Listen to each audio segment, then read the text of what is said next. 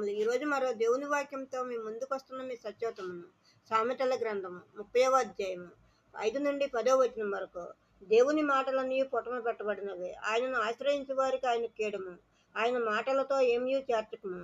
ఆయన నిన్ను గద్దించునేమో, అప్పుడు నీవు అబద్ధీకుడు వగుదువు. దేవా, నేను నీతో 2 మనవులు చేసుకొనుచున్నాను. నేను చనిపోక ముందు వాటిని నాకు అనుగ్రహింపము. వ్యర్థమైన వాటిని అబద్ధములను నాకు దూరముగా ఉంచుము. పేదరికమునైనను ఐశ్వర్యమునైనను నాకు దయచేయకము. తగినంత ఆహారం నాకు అనుగ్రహించుము. ఎక్కువైన ఎడల నేను కడుపు నిండిన వాడని నిన్ను విసర్జించి యెహోవా ఎవడని అందునేమో, లేక బీడనై దొంగిలి నా దేవుని నామమును దూషించునేమో. దాసుని గూర్చి వాని యజమానితో కొండెములు చెప్పకము, వాడు నిన్ను శపించును. ఒకవేళ నీవు శిక్షారుడు వగుదువు. ఆమేన్. మరో దేవుని వాక్యంతో రేపు మీ ముందు ఉంటాను. అందరికీ శుభరాత్రి. మన ప్రభువును ప్రియరక్షకుడైన యేసుక్రీస్తు కృపా కాపుదల రక్షణ ఆశీర్వాదము మనందరికీ ఇప్పుడు ఎప్పుడు సదాకాలము తోడై ఉండును గాక. ఆమేన్.